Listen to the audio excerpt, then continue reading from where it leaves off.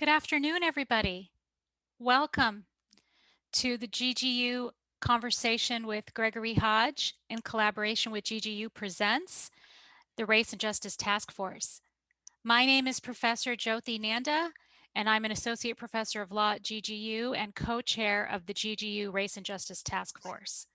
We are excited and deeply honored to have you all here today for an important conversation on race and equity with one of our esteemed and beloved law alums, activist and consultant Gregory Hodge.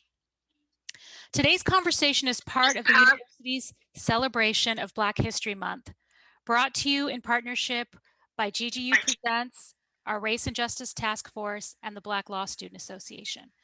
There are too many people to thank for today's event, but the few that I would like to mention is Audrey Tilson, Michael Baisley, Brandy Howard, Marthea Alley-Caliz, and Amye Osakue. I want to make one quick note here, which is that we celebrate Black History Month in February, but the conversations around race and equity with respect to Black communities is one that should be an ongoing conversation and one that we deeply treasure here at GGU. So we want you to think of today as an opening to a conversation, not a one-time conversation. As some of you may know, the Race and Justice Task Force is a group of GGU law students, faculty, and staff who seek to dismantle racial disparities on our campus and to advance equity and inclusion. Our mission is, together we will listen, educate, provide support, and create space all across platforms within the GGU community to ensure lasting systemic and structural change that fosters an environment of racial and economic equality and opportunities for advancement. And I'd like to acknowledge and thank my co-chair, Rachel Van Cleve, who has been participating with me in this effort throughout the school year. And before I turn it over to our esteemed student leaders who will be leading the conversation with Gregory Hodge, I just want to make one quick note, which is that I had the wonderful opportunity to connect with Greg Hodge yesterday. And immediately, as expected, we knew many of the same people in this world, because I think that's what happens is when there are people as sort of shining stars as Greg Hodge, their sort of glow is so bright that the chances of you interacting with somebody who's in their glow is really high. So you're really in for a treat today. And I cannot thank him enough for his renewed connection to GGU law. And as I said to him yesterday, I hope this is just a long-standing commitment and ongoing conversation with him. So thank you from the bottom of my heart. It's really an honor. And now I'm going to turn it over to our two student leaders, Amye Osakue, who is who's part of the Race and Justice Task Force and also currently president of the GGU Law Black Law Student Association, and Marthea Alley-Caliz, who is also a member of the Race and Justice Task Force. Thank you both again for your leadership on this and for bringing Mr. Hodge to us today. Thank you so much, Professor Nanda. I really appreciate those remarks. So again, guys, my name is Amye Osakue, and I am a 2L here at Oakland-based. And again, the president of the Black Law Student Association on campus, and also a member of the Race and Justice Task Force. Thank you so much, Marthea, who I will be collaborating and doing this Q&A with, for reaching out to BLSA and doing this collaboration. Thank you so much, Mr. Hodge, for being here and just spreading your wisdom. We're really excited to do this event with you. So thank you, guys. I'm happy to be here. I'll now pass it over to Marthea. Thank you. I'm sure many of you that are joining us today, people in your life that have helped to make a really important impression on your life. They've given you words of wisdom. They've said through their actions, they've modeled behavior, and they just set some framework in your life that says, I'm empowered to do something good. I'm empowered to do something great. And when I think of that, I think of Baba Hodge. My name is Marthea Alley-Caliz, and I'm a 4L, a fourth year evening law student. And I'm so happy to introduce you to Baba Greg Hodge. He is one of my mentors and just a favorite person. When I was new to the Bay Area, he definitely made an impression on me. He hosts some of the largest community gatherings here in the Bay Area. And he also is always at the table, whether it's a small group of advocates or policymakers or decision makers. He's often there. We call him Baba Greg Hodge Baba is a name that means father. It's given by those who reverence you and who respect you. So with much reverence and much respect, I want to introduce you to Baba Greg Hodge. Thank you so much for being here and agreeing to come today. So Baba, as we get started, I know you're going to share some of your background. Once you start, can you please tell us about your time as a GGU law student and even your legal career and times that you've had to face systemic inequities, what that's looked like for you? Cool. Well, first of all, I just want to thank Professor Nanda. Thank you, Amy. Thank you, Marthea, for the invitation and all the folks who have put this together. It's been a long time since I've been in the GGU space. And even though we're virtual, getting prepared for this and the conversations I've had with all of you brought back a lot of memories. I'm Golden Gate University law class of 1985. And so it's been a while.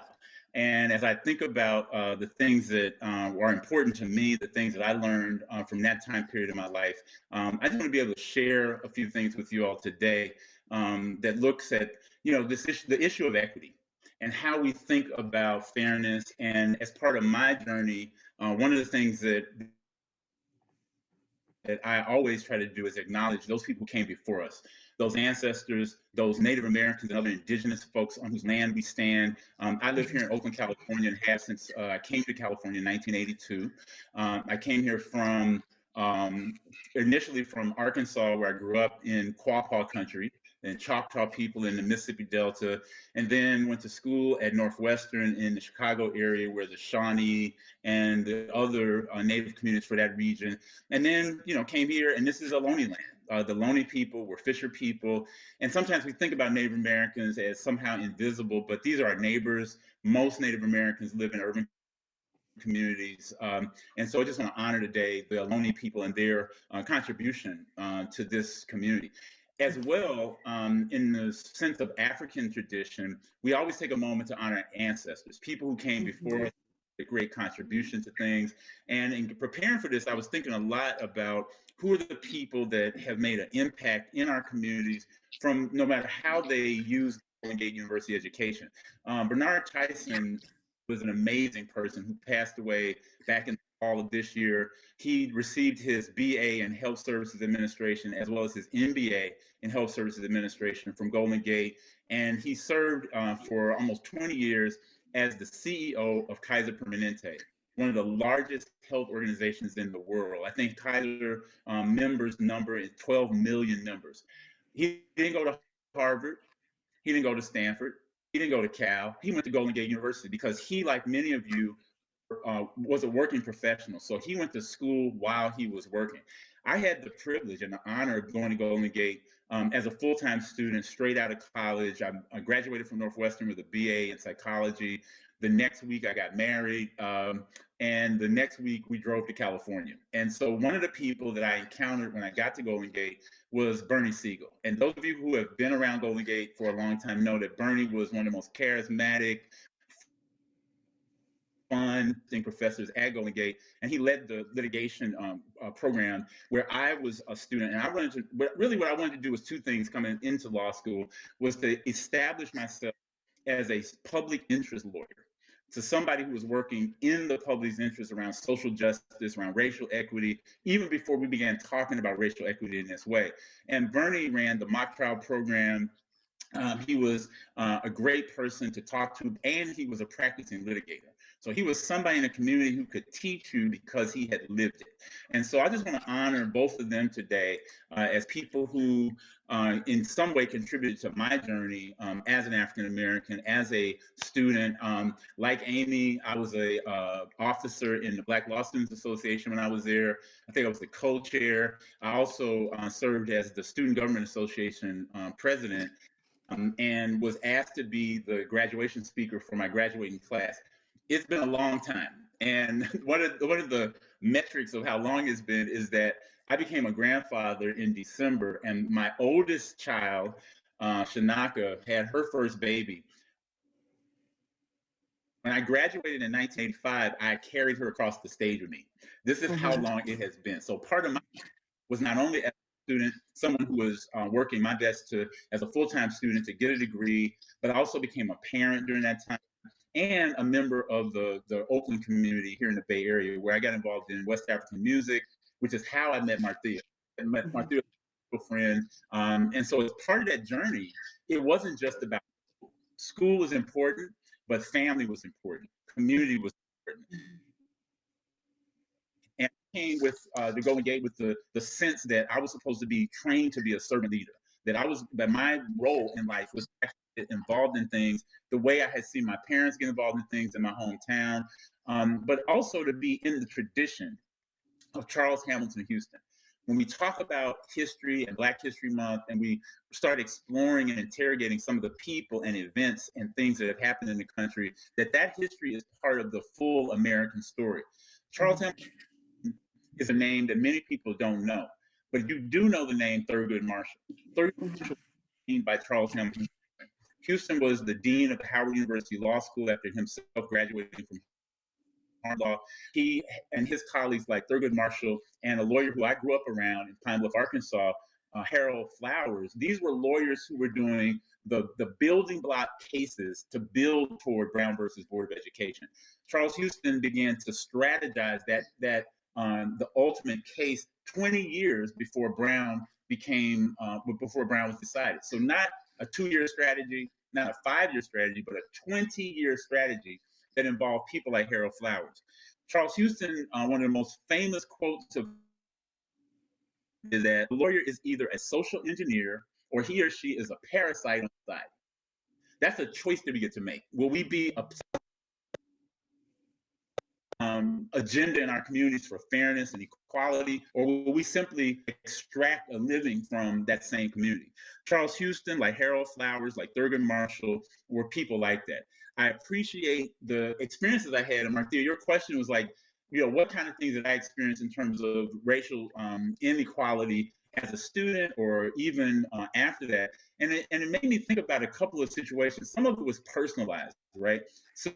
So I remember in the last year of law school, one of my study group partners, Rebecca Young, who was Asian American, there was a white student, a male, who after being around each other for almost 3 years, he says, well, Rebecca, you're really good looking for a Chinese girl. He thought that was a compliment, right? And so like those, what we call microaggressions now, those everyday sort of conscious and sometimes intentional, sometimes unintentional transgressions cause people hurt, they cause people pain. Remember and think about that there was a day where my wife and I went to have a burrito in the district of San Francisco, and we were minding our own business. I was probably a third-year law student, almost done with law school, and two police officers walked into the restaurant, and we were sitting there having our dinner, and he walked right up to me and said, "Sir, will you please come outside with us?" And I look around the restaurant, my wife and I are the only African Americans in the place. Everybody else is Latinx or some other race. We're like the fly in the buttermilk, if you will, and very noticeable. And I said, well, why? He said, well, no, you just need to come with us. And I said, wait, no, this in my community, this does not end well often. So I sat there, I said, well, why do you need to see me? I looked at his badge. I let him know that I had my legal education. I needed to hear some probable cause for asking me to come outside. Well, you fit the description. And I said, well, what's the description? He said, 6'4" black man with a baseball cap and a t-shirt. And I thought to myself, that's all of my friends. That's everybody I know just about, right? But it's those kind of things. And it ended well. I refused to leave. I took his badge number. He said, well, okay. He asked me to show me my ID, which I did. But those are the kind of things that are happening while law school is going on. The last thing I'll share, Marthea, before we go to the next question, is that even once I started practicing law, this is where I think about the sort of internalized oppression, internalized racism. I would have clients come to me and say, I took my case to a white firm. They didn't give me a good result. I'm coming to you now, and I need your help. Now, why didn't you come to me first? Why was it? It would say, well, and then they start whispering, well, and I said, no, I don't know. And they say, well, this is white lawyers, and they would even say Jewish lawyers will give me a better result because they're kind of in with that kind of thing. And it just hurt because after passing the bar exam, after doing all this work, that somehow, as my folks in Arkansas would say, the white man's face is colder. we were still in the 80s living through that kind of experience. So when I think about how we have to confront equity, we have to confront racism, we have to confront homophobia, we have to confront, transphobia, that these are the things that as lawyers, as litigants, as people who want to advocate for the good, that even in that, we ourselves will be sometimes impacted and will tend to be impacted very personally. Yes, thank you. Definitely. Thank you for that, Mr. Hodge. And definitely thank you for highlighting, and emphasizing this issue with microaggressions, and how it plays overall in this broader picture of, trying to achieve racial equity. We need to address these issues, to really get to where we need to get to. So now moving on to the next question, Mr. Hodge, how has your legal background assisted you with the work you do today regarding social justice? Cool. Thank you for the question, Amy. It's assisted in a lot of ways. I mean, I think that the analytical skills that I learned in law school have served me well. Being able to identify an issue, be able to kind of reason through a set of problems, have an analysis, and looking at the rule that applies to the facts. And in conclusion, the famous IRAC, right? That sort of notion of how we think about and analyze problems has been part of it. The James Baldwin quote is consistent with that not everything that is faced can be changed, but nothing can be changed until it's faced. I think in my practice of law, in asking people questions and getting up under fairness, one of the clients I had that stuck with me, and I'm not practicing full time anymore, though I keep my license active, African-American man who was a veteran of the Korean War came into my office, and this is some 25, almost 30 years after that conflict ended, and he wanted some assistance in getting his workers' comp evaluation upgraded. He had been forced and ordered to bulldoze villages in Korea when people were still in their homes. He was made to sign an oath to say that he would never talk about it. So he was carrying the trauma of all that. He got frostbite in the process. He then never got his full set of benefits. So he asked me to help him sort this out. And at that point, the records that were stored in St. Louis, Missouri had burned down. So it was a lot of effort to get this. But the idea of facing the facts, the idea of facing tough issues, even when you may not initially have the facts on your side or the law on your side, but until you really engage it, you won't get to a good solution. So I think that the ability to analyze a problem, the idea of hearing all sides of a story, to hear all points of view has been really important in the work that I've been able to be a part of. Thank you. Thank you very much. Professor Nanda shared earlier the mission of the Race and Justice Task Force, which states that together we will listen, educate, provide support, and create space across all platforms within GGU community to ensure lasting systemic and structural changes that foster an environment of racial and economic equality and opportunities for advancement. So this is a new task force within GGU, and we wanted to know that given this mission, what advice or blueprint do you have to share with the task force as we do attempt to face some of those challenges? Yeah, well, thank you again for that question. There's a couple things I want to share around this. When I left Golden Gate University in June of 1985, I was asked to be the graduation speaker for my class. And one of the things that I did was I got together with my classmates and said, what should I talk about? What should be the story that I share, beyond just the sort of typical graduation speech. And I was encouraged to talk about the university, which when we got there in the 3 years prior, there was a lot more diversity on campus than we saw the day we left. And we didn't understand that. And that diversity in terms of the teaching staff. Bill Hing, who went on to become a very important immigration law lawyer, immigration law clinician, was at Golden Gate at the time. He had left. Sally Dixon, who had led the writing program for students who needed to sharpen writing skills, who was an African-American woman, she had left. There were several professors who were no longer there. And what we did in that speech collectively was to push the Golden Gate University administration to face up to that, to think about why did this happen? How is it that you're attracting but not retaining faculty of color? So that issue was an issue back in 1985, and we sort of spoke to it. If you fast forward to the work that I'm doing now, racial equity trainings around the country, here in California, these building blocks for racial equity, I think, are important. Having community organizing and constituency engagement, nothing for us without us.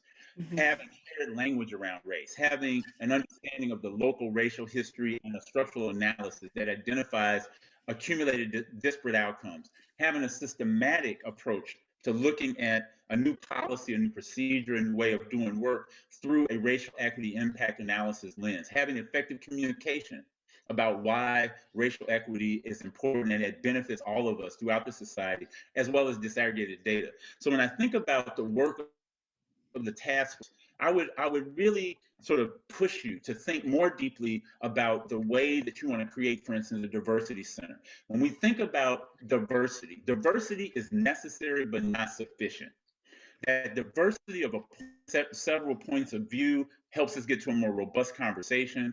Inclusion, which is often conflated with diversity, speaks to power, speaks to voice, speaks to an organizational culture that empowers students, that empowers faculty, that empowers the broader community in terms of the work of that task force. I think if the task force were to see itself working along this continuum, to think beyond just diversity, to think beyond inclusion, but to think about equity. How do you attract staff in an equitable way? How do you keep students who have had a harder time navigating public schools or college and make sure that there's spaces for them? That this idea that the task force wants to work on equity ought to start with a basic understanding that equity is a condition or a circumstance of situational fairness. It is not the same as equality. And often in my work over the last 20 years almost, I hear people conflating those terms. Situational fairness speaks to the context, both the historical and the contemporary context, where disparate outcomes, people's lives aren't valued, where we can see the things that we know aren't fair in society have a lot to do with context. And you achieve it by applying differential resources to unequal need. In other words, you can't give everybody the same thing and expect to get to equity. We ought to have some shared language. Understand when we say racism, what do we mean? Are we clear to distinguish between racism, a structure of structuring opportunities and assigning values based on a social interpretation of how you look? Race is based on how we look, not based on our biology. No matter what room of human beings you're standing in, we're 0.01% different in our genome. And therefore, there are no real racial markers. It is everything to do with the social construct and how we think about and interpret what we look like. That racism is part of a larger system. Then you think about the work of the task force, think about the institutional structural features, but you also want to think about those personally mediated ones, microaggressions, implicit bias, the things that we talk a lot about in society around how we treat each other. A lot of people want to hang in there right there, but we ought to be looking at systems. We ought to be looking at systems of admission, hiring systems, procurements, how resources at the university are being spent, who is benefiting from it, and how we could do a better job of making those decisions more equitable. And lastly, that internalized piece, in terms of the story that we begin to believe about ourselves when you hear a narrative of you're not really qualified for this, or you're not prepared for that, or your writing is insufficient, or you're better, that your verbal skills don't compete with your written skills, right? So I think that if the task force is, as you move forward, think about how racism is part of the system. I use the word caste here in the same way that Isabel Wilkerson is instructing us to use caste. Her new book, Caste, talks about America, talks about India, talks about Nazi Germany as being systems of hierarchies of people, and that race, that immutable characteristic of how we look, is one of the markers of that caste system. The last couple of things I'll say about this is that the confronting our history without drowning is something Eddie Glaude said in his book, Begin Again. He's a professor at Princeton who wrote a set of essays about James Baldwin and the changes in James Baldwin's thinking about race over the course of his career. And just like Eddie Glaude talks about history, Isabel Wilkerson says, think about the vital signs of the society. Any of us who go to a doctor for the first time have to fill out a family and personal medical history.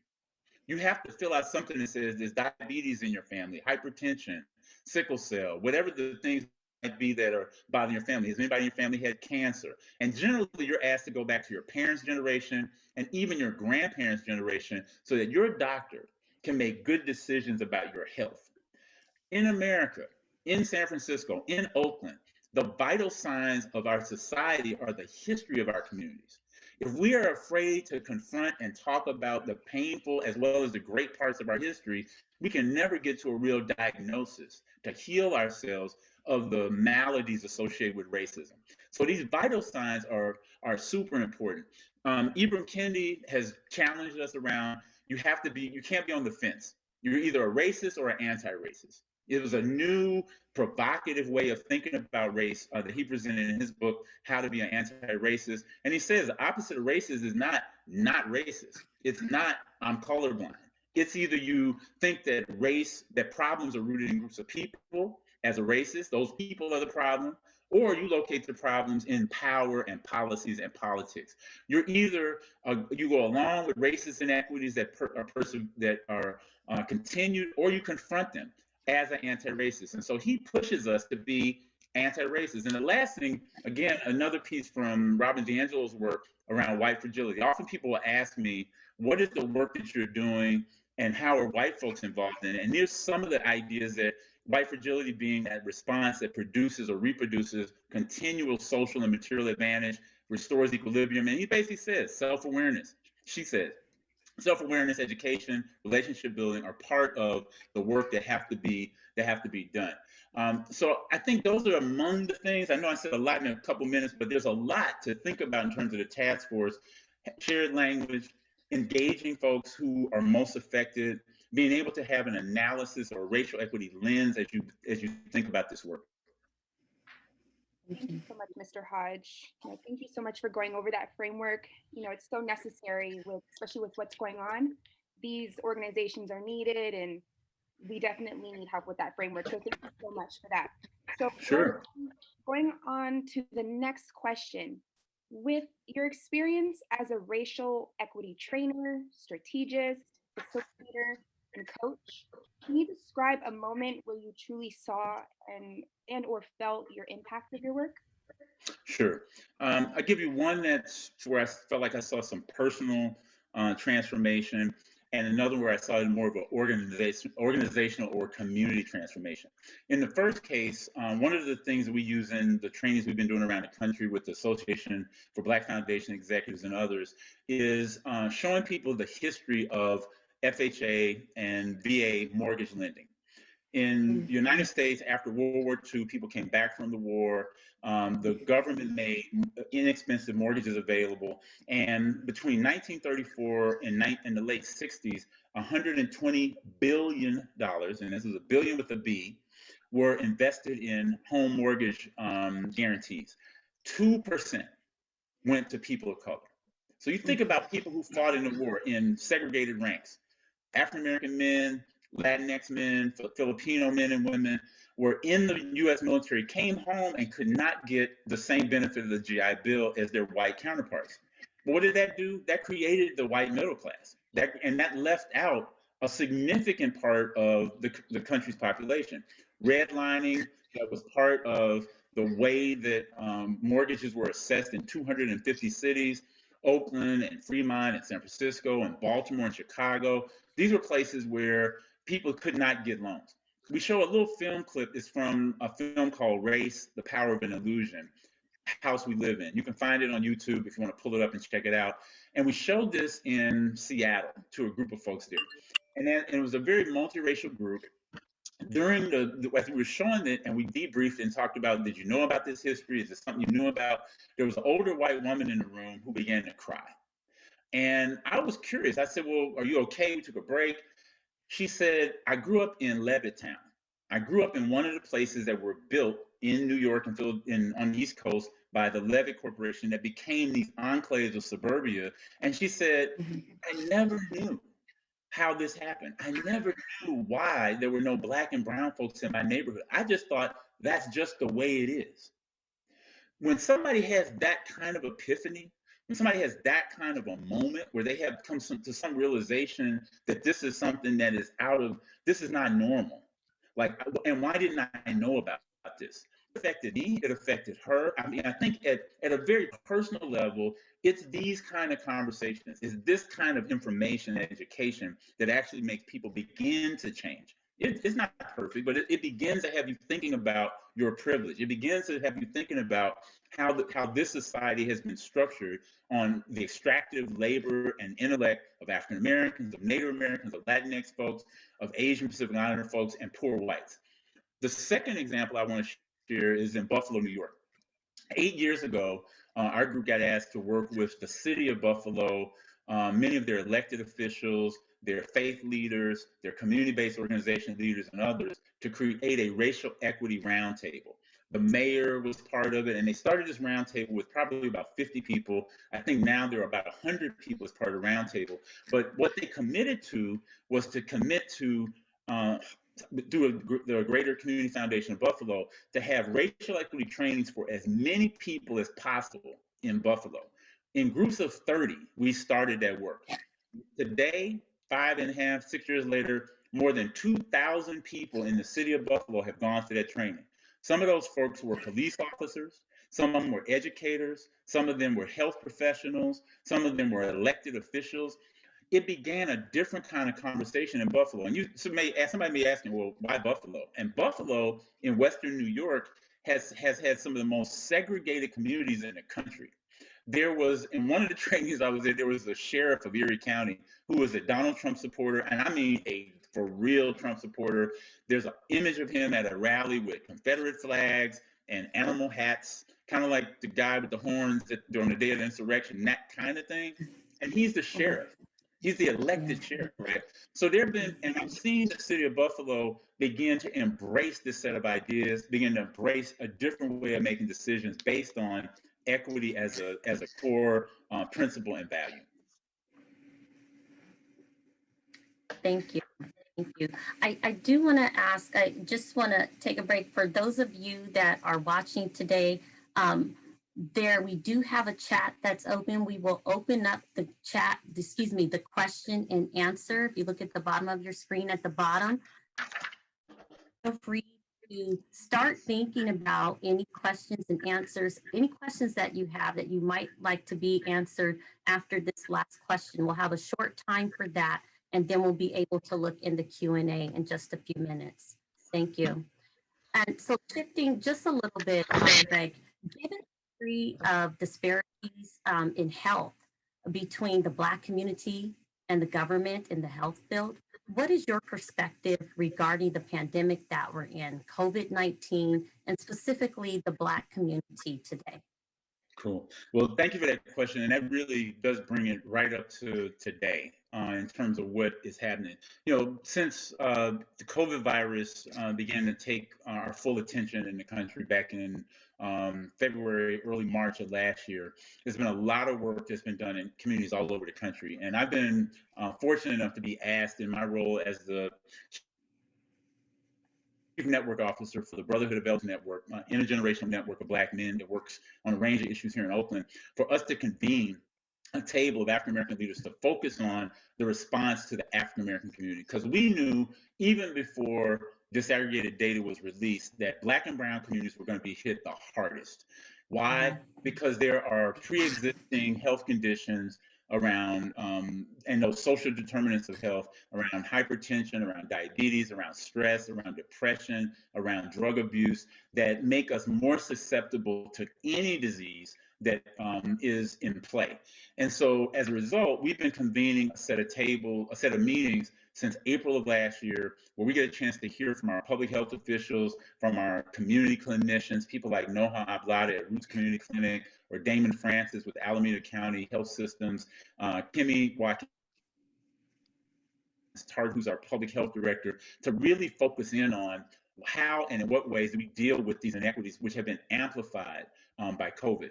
The responses, and it's really important for us to understand the data, to be able to get accurate data sets that let us understand how and what communities are being affected the most so that we can create strategies to address it. We've done mass giveaways where we've given out 15,000, maybe 20,000 masks in the early parts of the pandemic.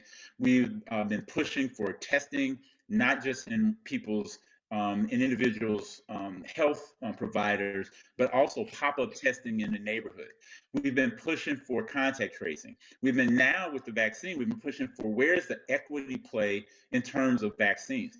And so when we look at the death rate as one indication of what's going on, the slide that you see here, where you can see that African Americans are something like 3 times as likely or 2 times as likely as white Alameda County residents to die from the COVID virus or complications associated with it. Latinos and Latinx folks are second in that group. And so we looked at the way and how, based on zip code, which communities were most vulnerable, which communities where we could stand up vaccination sites, where we could stand up testing, where we can make sure that credible messengers were out in the community talking to people about why testing was important and now why the vaccine is important. This idea of an informed consent campaign, because we know that there's a lot of mistrust of public health systems in the United States by African Americans, by Latinx folks, by women, by others, because of the history of Tuskegee 626, because of the history of forced sterilizations. Those narratives die hard. It takes a long time to change people's minds. So we're seeing some hesitancy even around the vaccine once it's made available. And so part of what we're doing is working with the faith community, working with other credible messengers, people who work in the neighborhoods like Oakland Frontline Healers, the Street Level Project, and other folks who are working in the neighborhoods around how do we convince folks, not even convince, how do we inform people to make really good decisions? Where we are with vaccines, you can see here, African Americans are one of the groups of folks who are getting the least amount of attention in terms of the vaccine doses that have been administered. White folks, because you're a greater number of folks in the population, obviously. But when we look at these numbers, yesterday we got numbers from the state of California that as of yesterday, 2.9% of all vaccines that have been distributed into arms went to African Americans, while something like 32% has gone to white folks, about 16% to Latinx folks. So the disparities are real. The disparities are significant, and this disparities really, without being dramatic about it, really have a lot to do with life or death. And so as the work is happening, we're trying to engage community. We're trying to make sure that the credible messengers are equipped with information that is accurate, information that is timely, to be able to help communities deal with this crisis that we find ourselves in. Thank you, Mr. Hodge. So I want to echo what Marthea said. So now we're going to turn into the audience. Please refer to the Q&A little box you should see at the bottom of the Zoom. And please feel free to add any of your questions, anything you would like to ask Mr. Hodge while he's here. We have about 20 minutes left, so definitely start thinking, and safe space, feel free to ask your questions. So starting with, we have a few already in the chat, which is awesome. So first and foremost, we have a GGU alumni in the house, and he or she says, "Thank you for speaking on this important topic and for your time, Mr. Hodge. As an entrepreneur that wants to review my company's internal DEI and equity practices and create a strong strategic DEI plan, what advice would you give on where to start? Any books or resources you would suggest?" Cool. Thank you for that question. There's a couple of things I would do. One is, do the internet search and sort of look to see where you can find materials that will help you think about and understand these issues.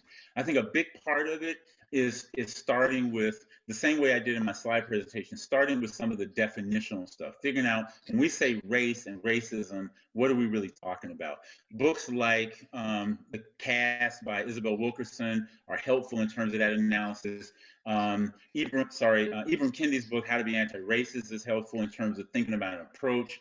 Go to the Haas Institute over at UC Berkeley and look for John Powell's work around targeted universalism, this idea that we need to target specific communities with ways of supporting those communities to be healthier and more vibrant while we have a universal approach. I would say the Ta-Nehisi Coates article, for instance, The Case for Reparations, I think is a history of mortgage lending, is a good place to start to begin to get sort of definitions in place. And then there are firms, the group I work with, the Association of Black Foundation Executives, you can go to their website, and groups that are doing equity audits to be able to sort of go through a process. Maggie Potapchik, if you look for her name, Potchuak, I think is how she spells her name. But there are a lot of resources there, and there are local facilitators, consultants, trainers, and others. I'd be happy to connect you with them. We'll share some of my contact information when this is over, and if I can be helpful you in hooking you up with somebody who can help, would be a good way to start. Thank you. I want to go to one of the next questions. It asks, will your PowerPoint be shared? And I do believe that this PowerPoint will be shared. And then we have anyone that's posting an answer. If you could put it in the form of a question, then we'll be sure to get back to you with answering that particular question.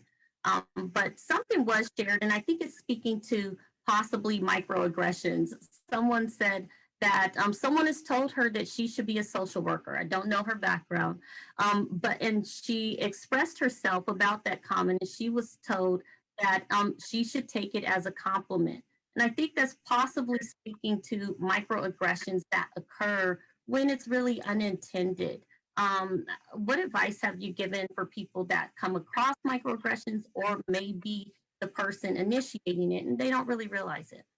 Yeah, I think there's a couple of ways to approach it. One is that we, as part of the trainings that we've done, the workshops we've conducted, we have a chart that says typical microaggressions. I think you can find it, again, if you Google it and just look for microaggressions, that document will probably pop up.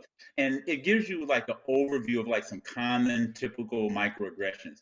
And one of the things that we've done and how we've used it is that we get people in a room and we'll do a sort of breakout sessions with, one-on-one conversations with folks and say, going through that list, how many of these have you heard?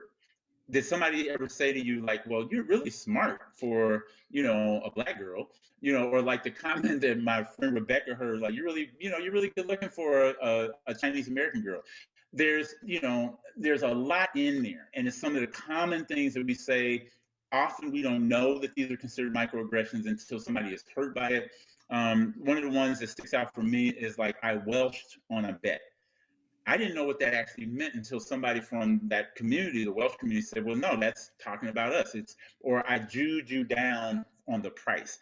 These are like the hurtful things that people say, often not knowing the impact.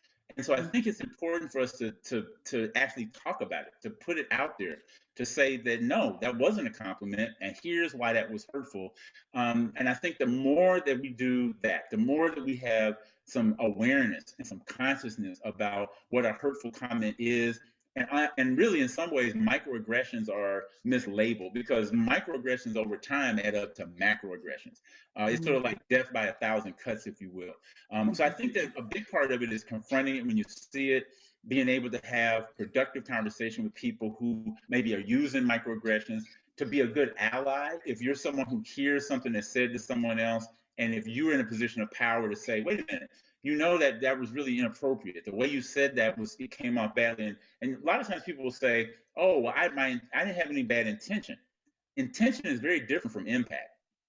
Often we have no animus, no bad intention, but the way it lands, the way the hearer hears it, is hurtful. And we just need to be aware of that. And I think that's with all people. That's across race, it's across gender, it's across sexual orientation, sexual identity, and any of these other distinctions that we have.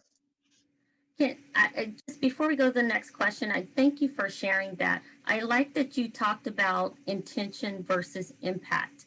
It really, as you were speaking, I have many people on this call or that might be viewing this are in positions of influence, in positions of power. And so some of these small statements and that actually correspond often with actions can have great impact on other people. One that happened with me personally is in high school. I was in the top 3% of my class, had been all 4 years. Yet when I went to my counselor, she told me that I should only apply to a JC college, that I shouldn't apply to any of the universities. And so I had to go to, and so she was Caucasian. I was Black, and she told me, and I asked her why. I said, I'm the top percent of my class. I'm in AP courses, and we talk in class all the time of how we are being trained to go to universities. And yet she thought she was helping me because she figured that my parents couldn't afford a university education. And so I had to go out to another counselor to assist me in just putting in an application because I didn't know how to, and my family did not know how to do that. So that small thing where she may have intended to do me a favor could have had great impact. I was later accepted to UC Berkeley, and she was shocked, but she shouldn't have been. And so I like that you said that those things as leaders and people in the community, we do need to look at the impact that some of these small things are having on various people. Thank you. Amy, do you see any other questions? Yes, thank you for sharing that, Marthea. So we have a few more questions here. So this question it's not about the vaccination, but with respect to COVID-19, Mr. Hodge, why is there such a focus on the race aspect? It seems that many of the same statistics that are focused on Black and Brown groups could equally be true of others if viewed through a socioeconomic lens. Yeah, it's a good question, and I think that where we see the disparities is based on the data. So if you look at the disaggregated data for COVID contagion, hospitalizations, for death, the slide that I showed you a little bit earlier, it's not typically done based on socioeconomic status, although that probably is another factor because it's really difficult to escape the fact that capitalism and who has resources in this society is racialized. And so we have to look at geography. Many of the zip codes where they're predominantly African-American and Latinx folks in Alameda County are being hit the hardest, in part because this is where our essential workers are. These are where food service delivery folks are. This is where folks who are working in warehouses live. These are the folks that are doing all of these frontline jobs where people are working as home health assistants. That tends to be Black and Brown folks based on socioeconomic status. This is not to say that poor whites aren't affected in some ways, but we have not yet seen data sets that we were to pull out for socioeconomic status and race, that we would see a greater impact on poor whites than we see on poor African Americans. Even when class is accounted for, typically in terms of education, healthcare, housing, Black and Brown and Native folks tend to fare worse. And again, this goes to the racism. So it's not to say that class is not important. It's not to say that socioeconomic lens in terms of access to a health plan is not important. But we also are seeing that even when resources are scarce, I'll give you an example that, and I know this question wasn't about vaccinations, but we have seen it work this way in Alameda County. White folks from Walnut Creek, from Concord, from other parts of the community are getting appointments when the location of those services was by design in poor and working class Black and Brown communities. So in other words, folks are using their My Turn app. They're jumping ahead of the line in some ways. And this is where privilege begins to kick in. So though socioeconomic status is important, often we want to substitute it for race when these are two sort of intersectional aspects of the problems that we face. Great, thank you. We do see questions coming in. We may not get to all of them, but we'll try to go through as many as we can. We have a question here from Tricia. It says, what would you recommend for a person of color as they are working to advance systems for people of color? And what's your advice on how to be a good role model for people in our community as we build foundations? Yeah. Hi, Tricia. Great question. I would say, one, focus on yourself. Make sure that you are healthy. Make sure you are getting information about and educating yourself about these issues that we're discussing today. Number two, share that information with family and friends and people in your circle. And as you work outward from that, if you're in a law firm, if you're in some business, wherever you are, be able to set aside, well, these are the important conversations that we can have over lunch, what people are calling chew and chat. Being able to do a conversation with work colleagues around some of the issues of the day. Whenever something traumatic happens. Like when George Floyd was killed, Breonna Taylor was killed, Tamir Rice, Trayvon Martin, Oscar Grant. Generally, those created moments for us to have a national conversation, which we simply haven't had.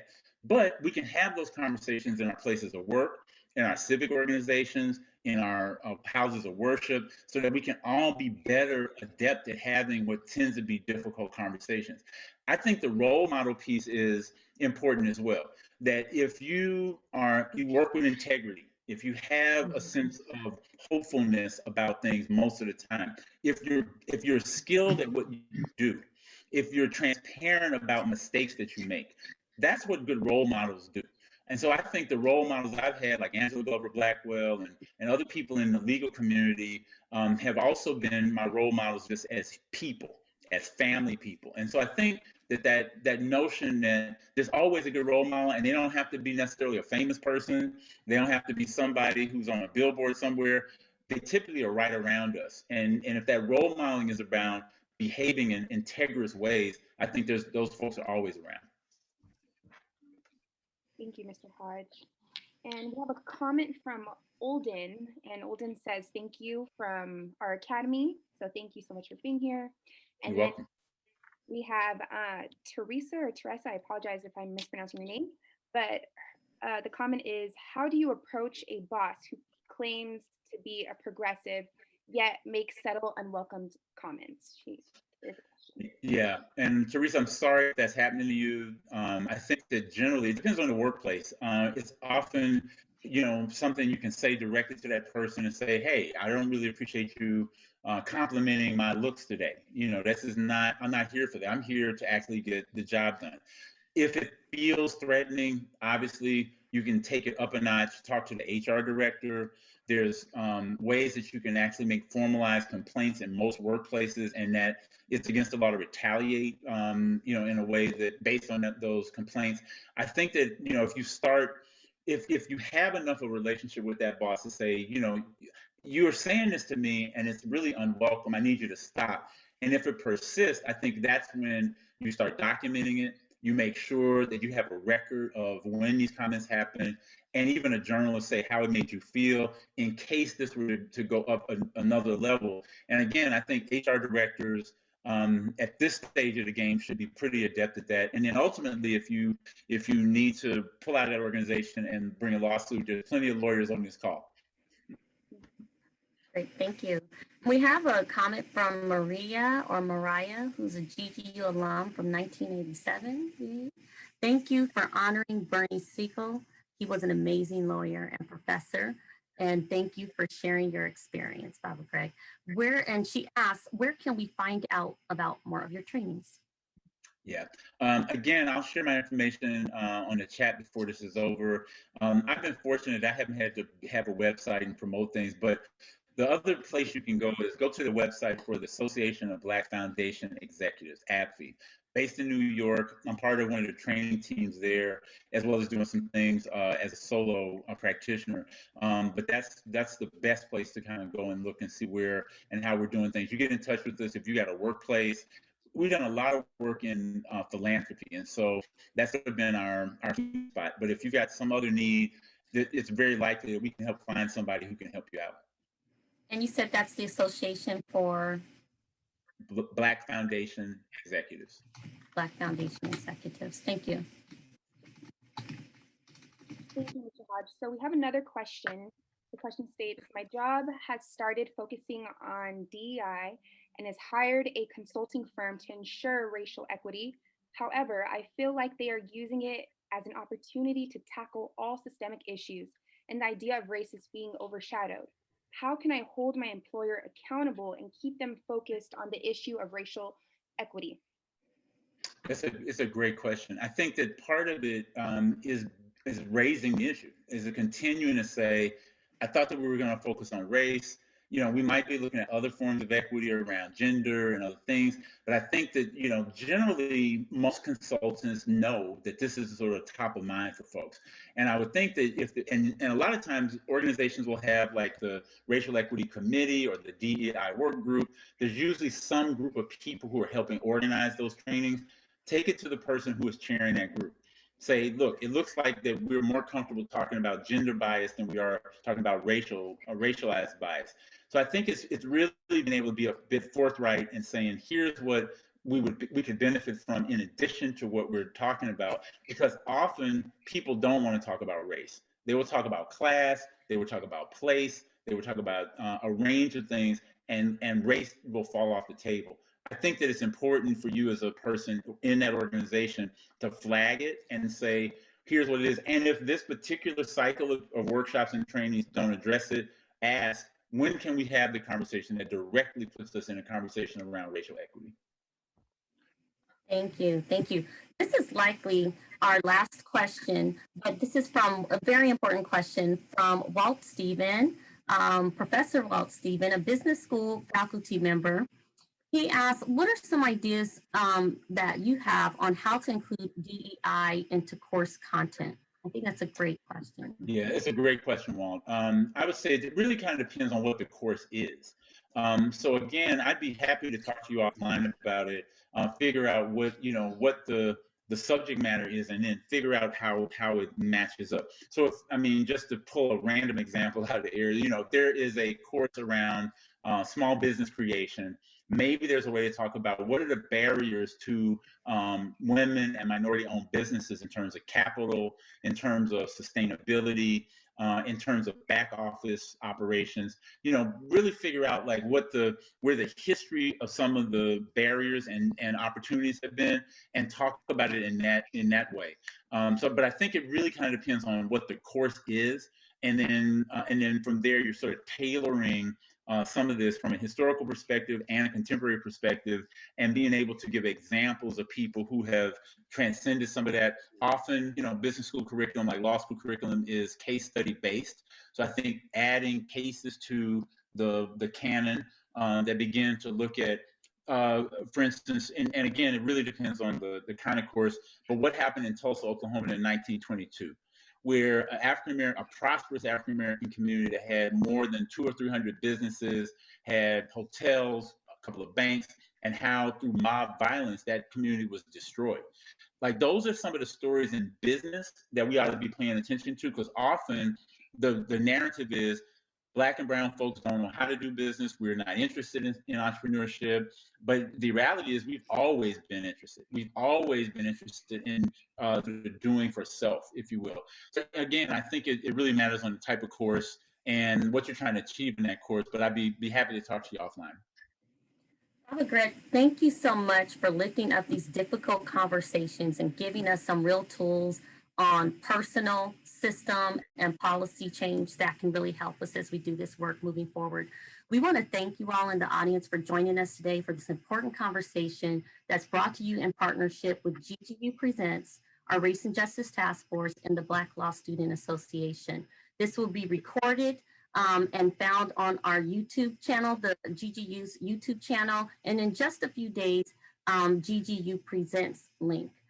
You will see the series. GGU Presents is an ongoing webinar series that looks at issues and ideas and the intersection of business, law, technology, and society. You can learn about more on our media channels. We really appreciate you all being here. Baba Greg, thank you so much. Thank you, Coco. Thank you. And Professor Nanda, thank you, GGU Presents. Take care.